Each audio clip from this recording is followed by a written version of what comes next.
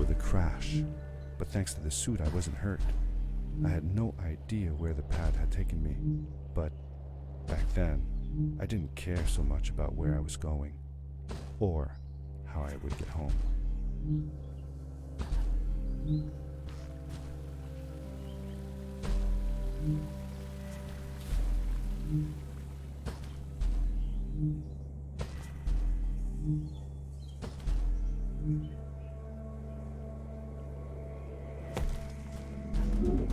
The power core I found activated the suit's grappling device when I picked it up.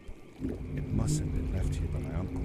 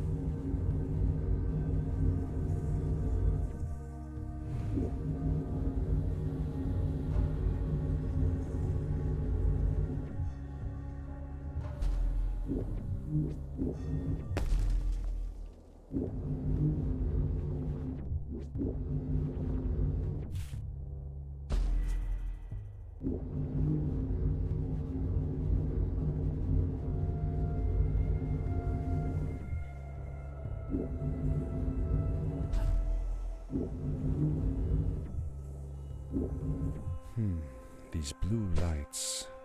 Did Fred put them here? Or was somebody else here as well?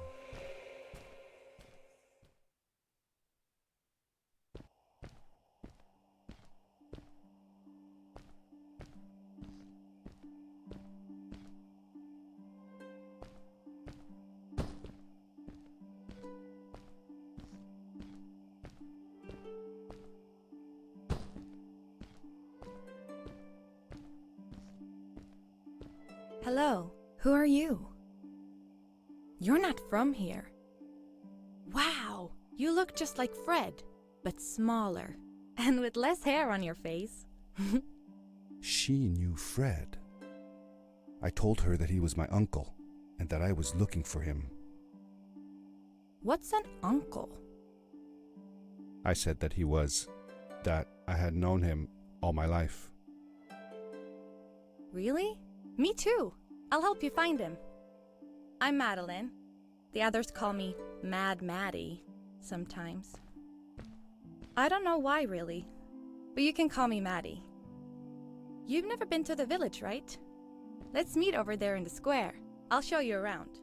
I bet you can get there easily with your suit thing. So, I'll see you there. I couldn't believe it. An underground village inhabited by frog people, or more like salamanders. Either way, they walked like humans, they talked like humans. How was that possible?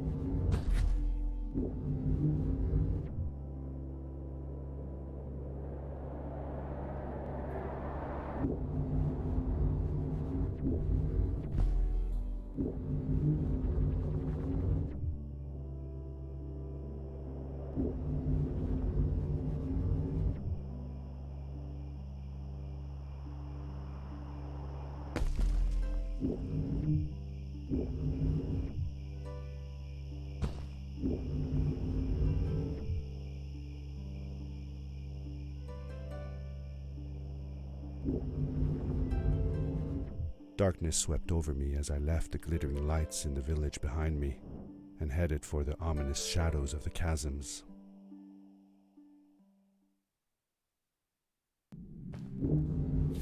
As I entered the chasms, it struck me how much darker it was in there. The shadows were black as ink, and although I tried not to be afraid, I couldn't help but shiver. Was it the darkness that frightened the villagers as well, or was it something else?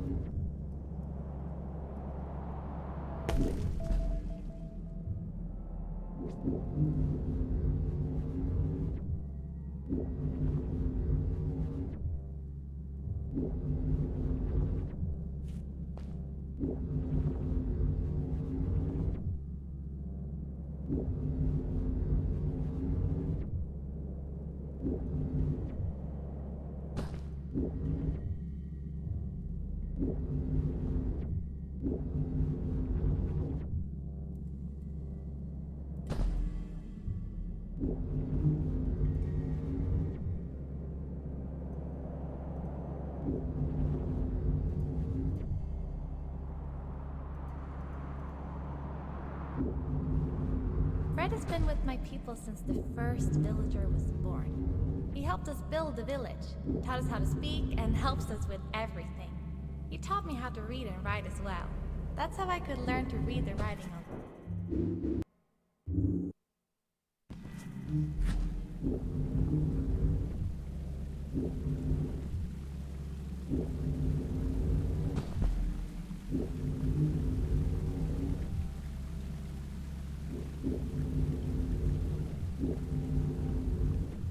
Yes, we did it! You're awesome. I knew you had it in you. That was close. We had made it through, and I felt like nothing could stand in our way of finding Fred. Oh, another one. This one says, "Welcome home."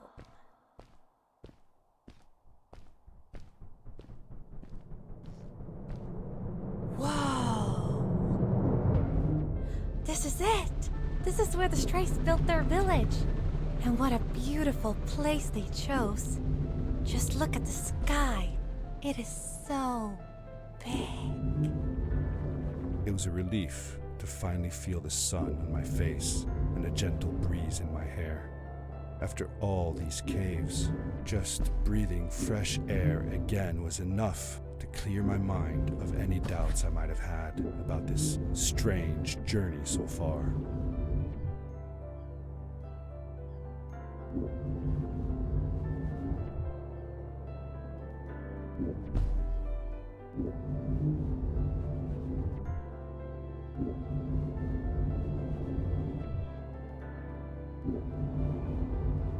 If the legends were true, the Stray civilization was younger than the village. Yet, they were making great progress. They invented crystal-powered machines, produced their own fabrics, and built houses out of bricks and stone. It was like a civilization was forming before my eyes.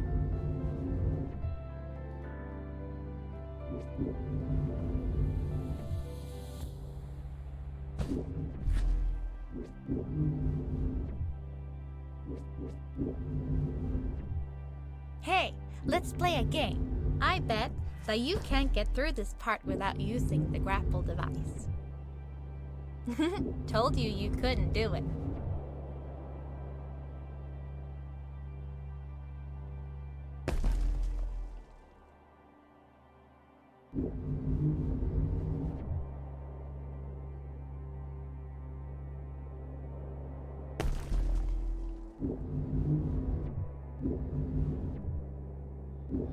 Oh, what's that? The boots! Look! Couldn't you wear those? With this addition, the suit felt at least 20% cooler. Sweet! Now you gotta try them out.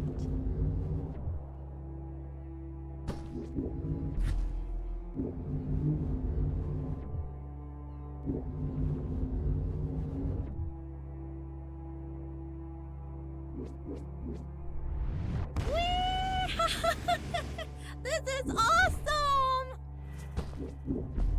It was awesome. I don't know how to describe the feeling of bursting through the air like a bullet, so fast that my eyes watered and my belly was full of butterflies, never fully in control, but still feeling like the coolest kid in the universe. I guess I just described it, didn't I?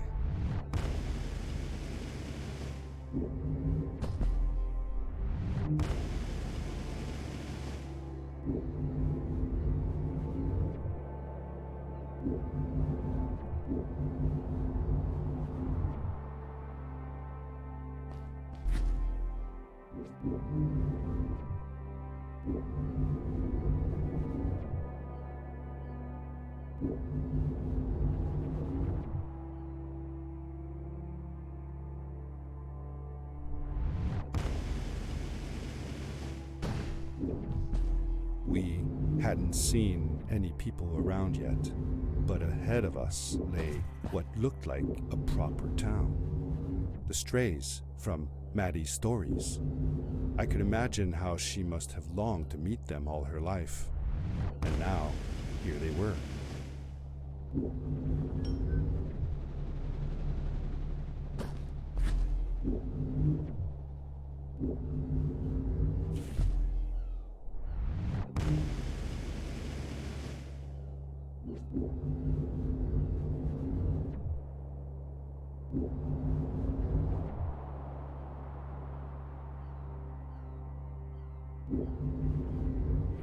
Maddie was silent for a while. It seemed like she was thinking hard on something.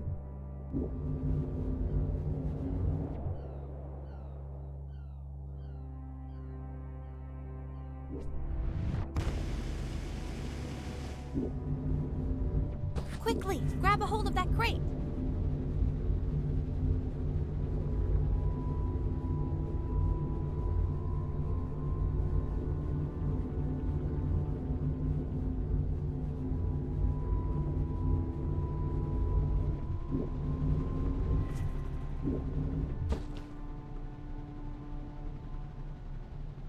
Good day. Here's a boat to Ice Cave. Though I'd take the other one if I were you. That one goes back to the outpost. Wait a minute. I was thinking. I don't know if I should go with you. I mean, I want to, but I also want to, well, stay here. Maybe it's strange, but I just feel like these people liked me and accepted me for who I am. Kinda like you. I want to be with you too, and help you find Fred. I don't know what I want the most. I told Madeline that I would accept whatever choice she made. I just never thought about it until now that maybe it wasn't Fred I was looking for when I came with you. Maybe I was just looking for a way out. Somewhere to be free. And I know that if anyone can find Fred, it's you. If you meet him, when you meet him, tell him to come see me, okay? I promised. Thank you. I'm glad I met you. And it won't be the same without you around. Goodbye, friend. I said goodbye to Maddie, and I had a feeling that this was the last time I'd see her. But even in this sad moment, I was happy for her. She had found a place where she belonged. There was a dampness in the air that reminded me of the hot summer nights back home. But as the sun was setting, I could feel the chill creeping up on me, and the path we were traveling on seemed to lead us into a second ice age. Winter was coming.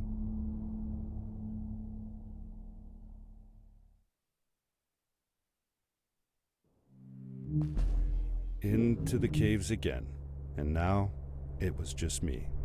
Alone in these cold, barren halls of ice. But Fred had been here, and now I could feel it. I was getting close. Something wasn't right. The grapple device's energy beam was somehow reflected off of the ice, and I couldn't get a grip. I had to look for areas where the ice was not so thick. This was going to be a challenge.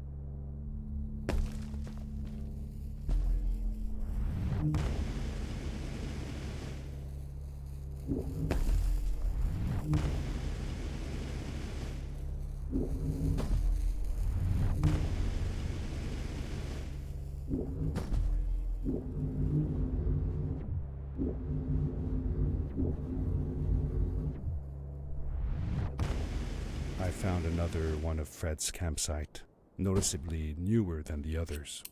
The fire was still smoldering, and I could faintly pick up the smell of the aftershave he always used.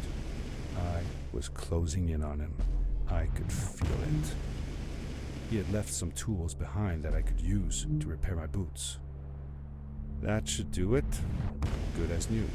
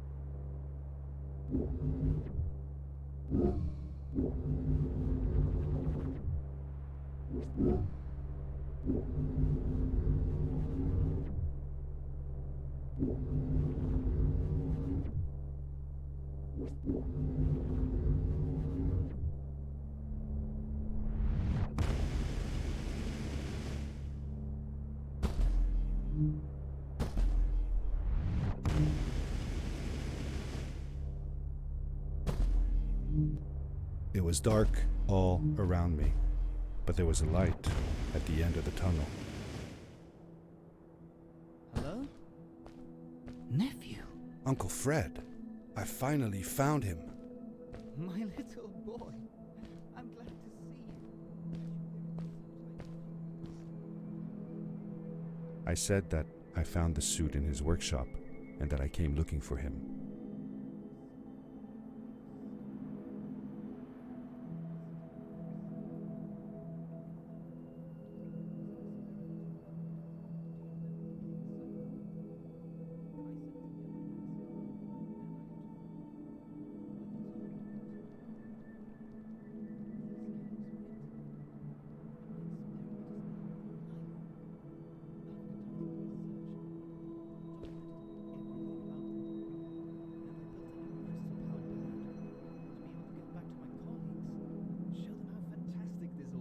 I interrupted Fred and told him about Maddie, how we came all the way to Starhaven together, and that I had promised to ask him if he would go see her there.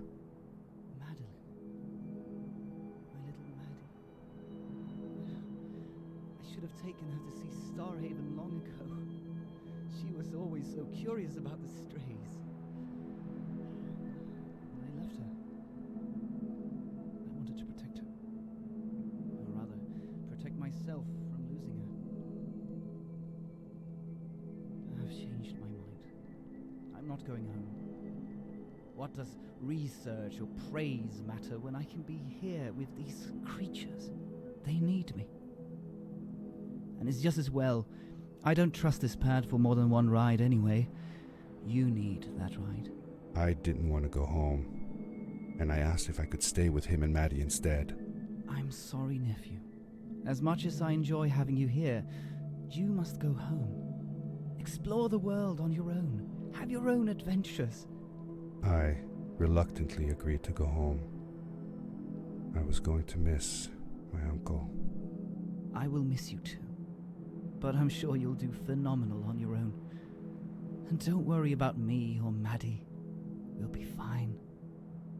The pad is yours, boy. When you're ready.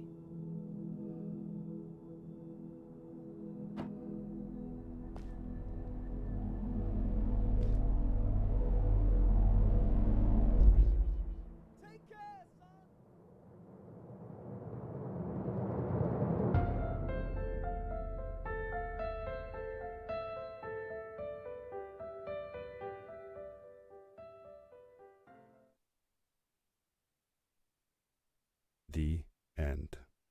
Now, good night, sweetie. Wait, Dad. Does that mean Fred is still there? Who knows? That was the last time I saw him. Don't you miss him? I do, sometimes. But I don't worry about him, because I know that wherever he is, he's on his biggest adventure yet. Dear Fred, today I step into the lobby of your house for the last time. My daughter asked me to tell her about an adventure, and I came to think of you. Your house looks just like my mother and I left it years ago. After you'd gone, I was sure she was going to throw out all your stuff, but she just cleaned up.